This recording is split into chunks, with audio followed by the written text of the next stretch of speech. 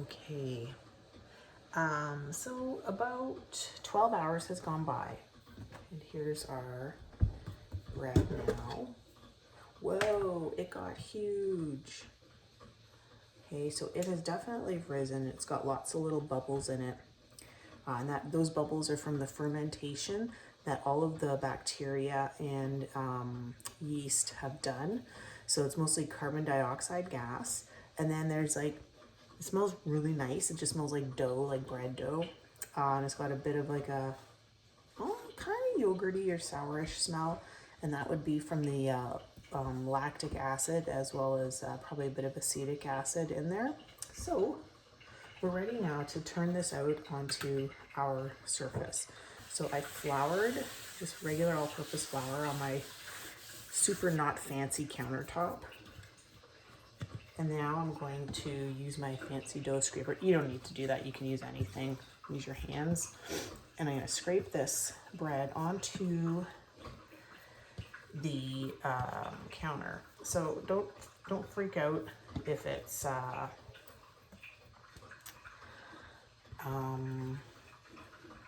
it's gonna sort of get soft again, or you're gonna lose like all the bubbles. That's fine, because that's not like this. So the purpose of this overnight fermentation was to get it to go to get sour. But when you move it around, you're going to lose some of the bubbles, and that's okay, because you're just going to you're going to be letting it sit even more. So now it has to kind of sit for a few minutes, and the gluten, I don't know, they say the gluten strands need to kind of like flatten out and rearrange themselves. So in the meantime, I'm going to prep the bowl that I'm going to use for the second rise. So the second rise is basically where after you make your dough into a shape, you put, you let it sit for maybe, depending on your temperature, 1 or 2 hours. So this is rice flour. It has no gluten in it. And I find it's a really good non-stick flour. So I take a bit of rice flour and I put it like in my towel that's in my bowl. And just makes it, because the dough can be kind of wet, it makes it so the dough won't stick. So that's a good thing. So I sprinkle it in so it's got like a little bit of a layer. Like this. Okay, and so now that's ready to go for my dough ball. So we'll let some time pass, and we will continue in a second. No, we'll continue in about 10 minutes. So 10 minutes has to pass. Okay, I never end up waiting 10 minutes because I'm too impatient. I just want this done. So I'm gonna say like 1 minute passed. How about that? Okay, so here's what you do now. Now we have to shape our dough, and we want it to turn so that it's, we want to increase the surface tension on the outside of the dough. It doesn't, whatever. The point is, here's what we have to do now. I've got my dough blob. So now I need to turn it and try to make it into a ball.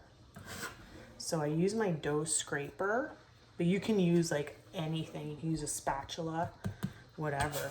And you just kind of pick up the ends of the dough and then you fold it over. And you don't want too much flour, and I think I put a little too much because you don't want to have gobs of flour mixed in with your dough at this point. So you'll see the dough is really pretty sticky. And that is okay. It's supposed to be. Now, if you find it's like way too wet and it doesn't have a shape, you can add a bit more flour at this point.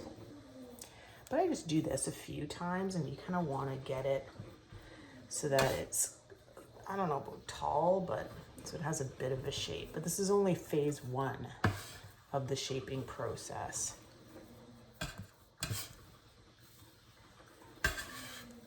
Okay.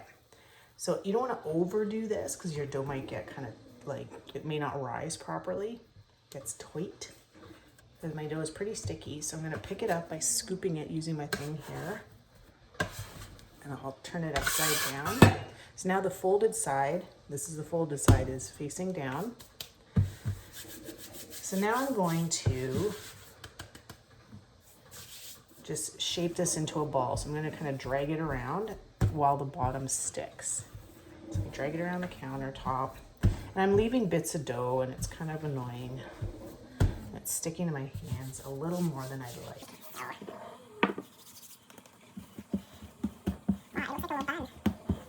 So you do that a few times and you'll see that the dough kind of gets smooth, maybe a little bit firm. You don't want it, again, you don't want to overwork it because it's going to get tough. So now I just need to flour my hands enough to be able to pick up the dough ball. Now I'm going to put it into the waiting bowl. So I'm going to scoop this baby up. Okay, you can see the fold side is up. So this was the smooth side.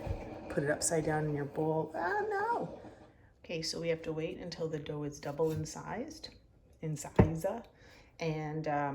so in about, and I'll leave it covered like that for about 1 to 2 hours. So we will check back in 1 to 2 hours where we will bake our bread. Okay, so the bread sat now for about an hour and a half. You can see it's quite a bit bigger than it was. It's pretty puffy. To test it, you can like jam your finger into it. And if it starts to bounce back a little bit, so it makes an indentation and it kind of bounces back, but it keeps the indentation, then you know that it's got enough rise in it. There's enough gas bubbles. That's the carbon dioxide. So now what I'm going to do is transfer it into my big pot, but I also have to score it a bit. So this is like a little bit of a, I'm going to be talking and doing it at the same time. So I made myself like a little platform out of parchment paper. This is like my own method. Everyone has their own way of doing it. So then I take my bread in the bowl and I just flip it like that. And then,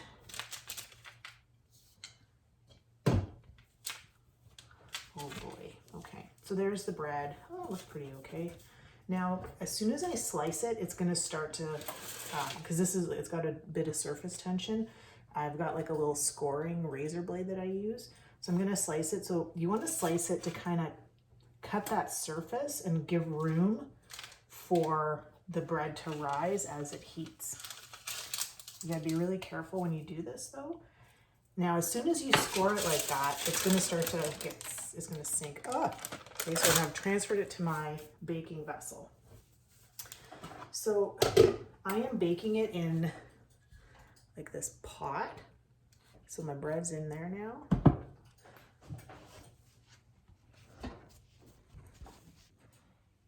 There she is. Okay. And so I'm going to put it in the oven. Oop. Put it in the oven. So the oven is set to, and I've actually heated this thing up in the oven. So I put the lid on it. The oven's actually really hot, like 500 degrees. So what I'm going to do is I'm going to put it in the oven at 500. And then once you do that, you put it at 500, then you immediately lower the temperature to 475. You set your timer for 30 minutes, and that's it. Then after 30 minutes has gone by, you will take the lid off your baking vessel, and then you'll let it continue to get brown for 8 to 10 minutes. I find 8 minutes is good enough for mine, and that's it. So we will check back in about a half an hour and see how our bread has risen. Here is the bread so far, and it's already browning. Wow.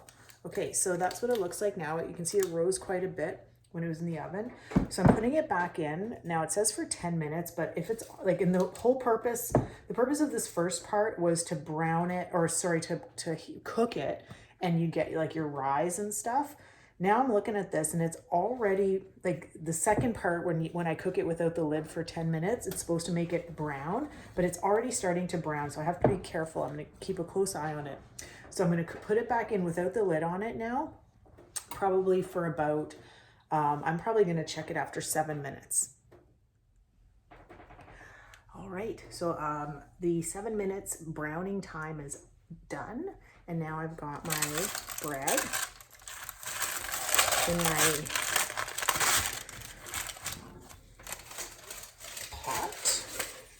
here it is. So the bottom is pretty well done, and there's the top, and it's going to be a really crusty loaf of bread. Yeah. So it doesn't get super high rise, and I think that might be because of the flour I use. If you use white all-purpose flour, you'll get a much better rise. So I'm going to just put this on a metal cooling rack, and that should be it. So I'll let it cool, and then I can cut it. Happy baking, everyone.